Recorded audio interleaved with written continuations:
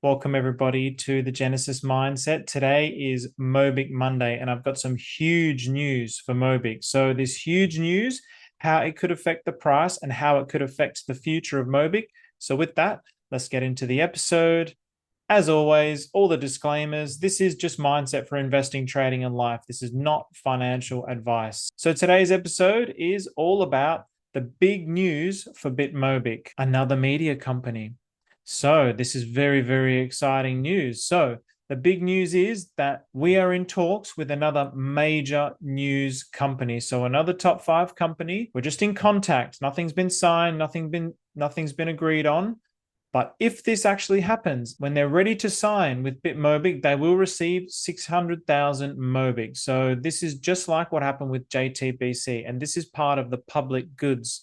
And the public goods, I'll go into a little bit more detail on the next slide, is all about the innovation that helps grow the network through symbiotic relationships with the world. So what they're going to do is, just like with JTBC, they will receive the tokens that they can use for anything that they like. So predominantly for media, it's most likely going to be for marketing purposes. And what this is going to actually do is it's going to help them bring free attention to their network. So they can actually promote a TV show. And if they watch the show, they can claim a BitMobick at the end of the show if they scan the code and they answer a bunch of questions, or maybe they could use it for an actual show and have it as prize money at the end. Or maybe they could get you to watch a show and scan the QR code when it pops up. So it brings attention, it brings marketing revenue, it brings advertising revenue to that company. So it's a symbiotic relationship. And in the process, it expands the BitMobick network. So at the moment, it's really going viral in Korea, but there's obviously still so many people that don't know anything about it. So just by virtue of watching these shows, they're going to see, oh, what is this BitMobick? What's this a part of? And they're going to continue to see it. It's going to cement into their mind over time. And also, it's free money for people. So why wouldn't they participate? So then once they participate, they can spread that out to their friends. Hey, I won this thing, BitMobick. So it's really just about continuing to expand the ecosystem. And the most exciting part about this is the JTBC announcement, which is one of the big 5 media companies in South Korea. When this was actually announced, the price surged, so it more than doubled. So I think it was a 2.5x from the low to the high. So if this announcement gets confirmed, I would expect to see another massive spike in the price. So now the public goods. So obviously the public goods, I've covered this in great detail in previous videos, so you can check this out. I've also covered it in the white paper, but I always like to continue to educate people because I think it's very important to understand, because it took me a while to actually connect what is the value of the public goods. So first of all, the public goods, there's 4 sectors. So this is one of the sectors. So this is media. And the public goods is all about spreading the token. So this is about creating more connections with the world. So we have media, we have global IT. They haven't secured a global IT company yet, nor renewable energies, but they have secured a university. They've secured 2 universities, and there's a 3rd university that they're in talks with.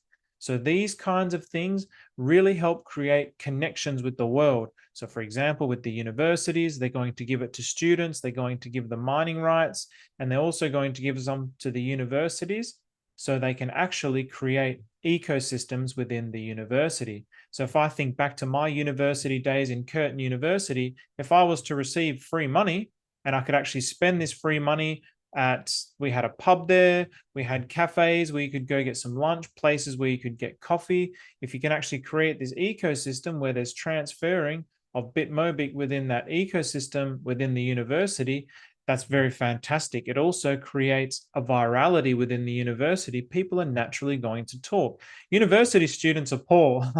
So any free money is great. So they're really going to boast about the free money. They're really going to spread it. Same as with the media. It's that symbiotic relationship of actually spreading the BitMobick network, but also the media pays nothing for the BitMobick.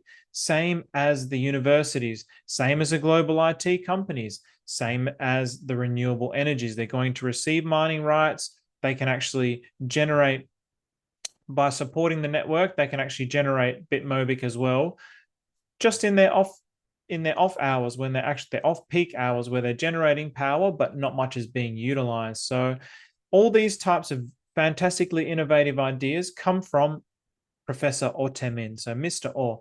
And part of the beauty of this is the amount that's actually getting distributed from the token supplier. And one of the main reasons why this is because Mr. Orr is actually having 0 tokens at the end of this network expansion. So at the moment, the network is not public. So the plan for it is to go public in January 2029, but things are moving so fast and so quick, it potentially and likely will go public before that. And that's when we're going to start getting listing on decentralized and centralized exchanges.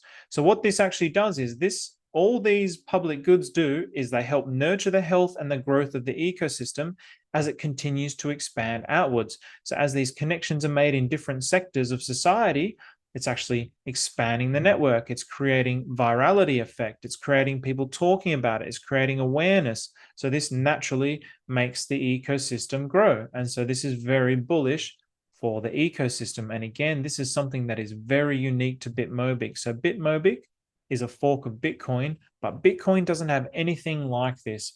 Bitcoin, as a matter of fact, has possibly and potentially some very negative externalities. One of them is the large whales. So there's a whole bunch of missing supply that nobody knows where it is. So Satoshi, for example, has over 1 million Bitcoin. Nobody knows where Satoshi is. Has he died? Has he gone into hiding? Will he ever come out and sell that Bitcoin? Can it completely destroy the price? So there's this background of fear with all the whales and the huge amount of supply that they actually have.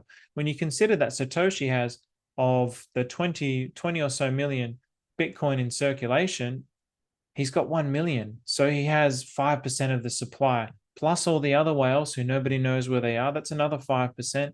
So there's about 10 to 20% of the supply that nobody knows where it is. Nobody knows if they could just come out and completely dump the price. So at the moment, what if it goes up to 100K and then they come out and dump the price? This is something that BitMobick is trying to prevent as well in its design, because you can actually claim your Bitcoin. So if you had Bitcoin stored off a centralized exchange prior to the fork, so if you want to know about the fork details, you can check out the white paper video, or I'll leave the white paper link in the description. If you actually had Bitcoin before the fork, you will actually be able to claim it. And so one of the ideas here was to remove that negative externality in the supply, because if those whales don't claim, then that's removed from the supply. It'll get burnt when the network goes actually public. So that's very good. So the BitMobick long-term outlook. So this is very bullish for the long-term outlook. So if you really think about price and how price grows, what is investing? It's really all about storing value. And one of the beauties about this is it gives an opportunity for people who don't have a lot of money to actually be able to store value. One of my best friends today, he shared a meme about Smaug, the dragon in The Hobbit. So J.R.R. Tolkien's The Hobbit, Smaug the dragon, it's just a joke, but he has a mountain full of gold. And this mountain full of gold at the top of the gold price is worth like $150 billion or something like this.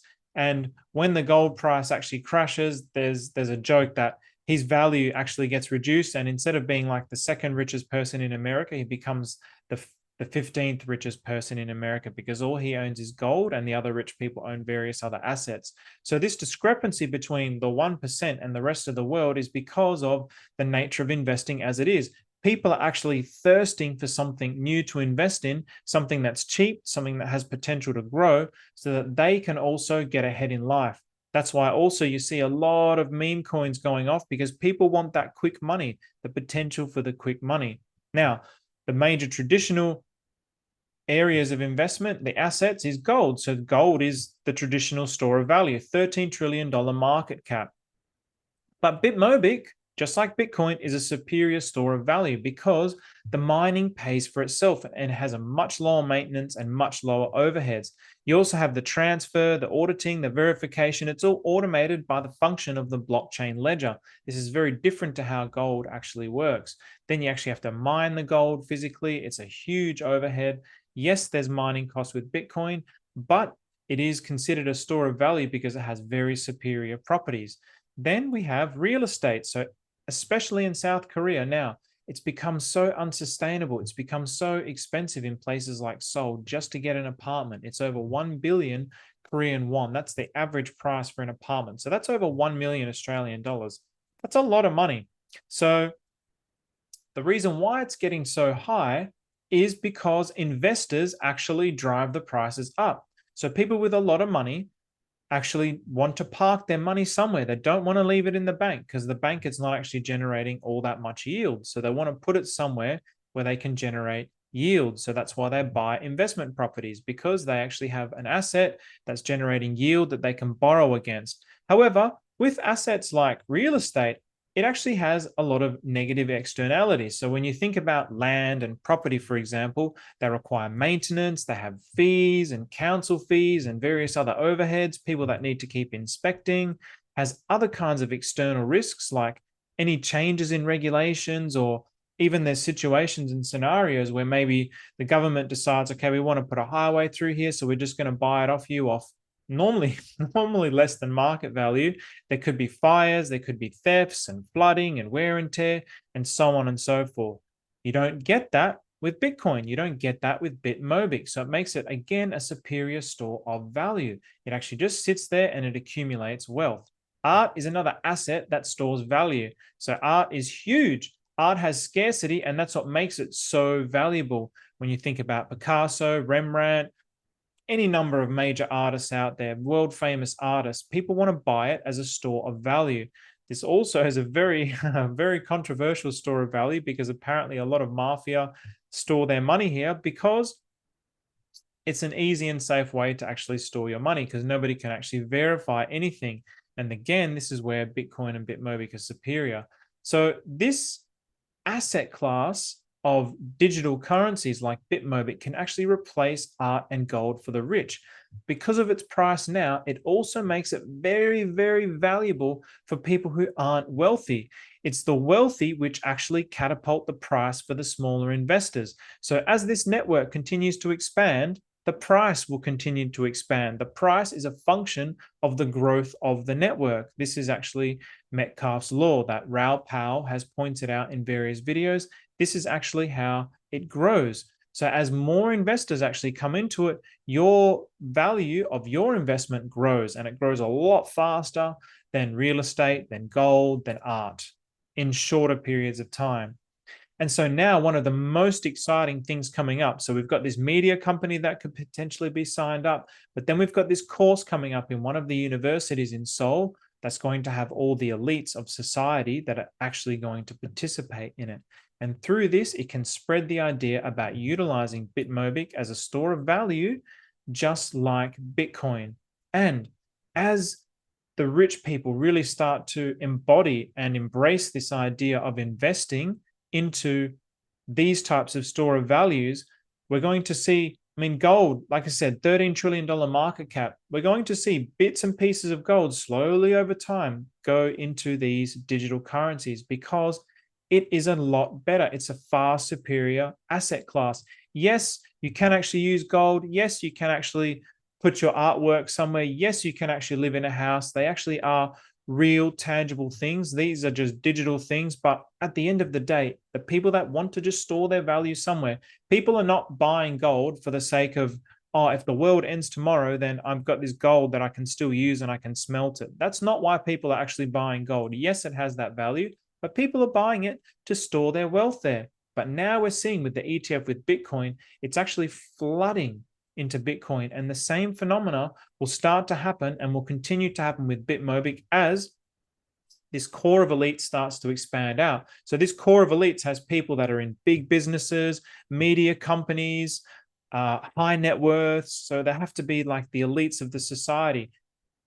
Elites of society have big networks. That's how they get to be the elites of society. It's about their people power and their people skills. So as they start to spread the idea of, hey, this BitMobick where I've started to put my money in, that brings more wealthy people in, then that continues out to their network. So it just keeps growing like this. And again, it only just takes a small percentage of value from these massive asset classes to filter into BitMobick and Bitcoin for the price to really skyrocket. And the differentiating factor with Bitcoin is the price is, so at the moment, the Bitcoin price is what, 60 something thousand dollars, 63, 65,000 US dollars. And for BitMobick, it's like I'd say about 280 US dollars. So that's a massive, massive difference. So, and they're both doing exactly the same thing, except BitMobick has public goods. BitMobick actually has an active community that's really trying to expand and utilize this public goods and the token supply for the good of the world. This is a big differentiating factor with what's actually happening with Bitcoin. It doesn't actually have that. So now I wanted to just quickly show the Bitcoin price with the JTBC. So when JTBC actually was announced, the price was here.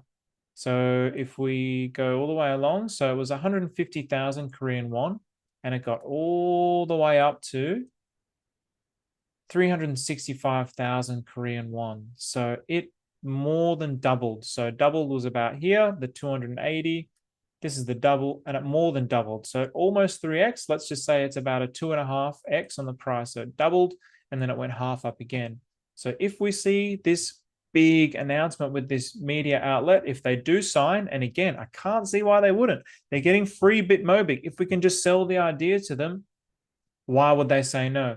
We could see a massive surge in the price. We could see, well, essentially, if we take these highs, so here was 240, about 240,000 Korean won up to 365,000 Korean won. So it went up by 125,000 Korean won.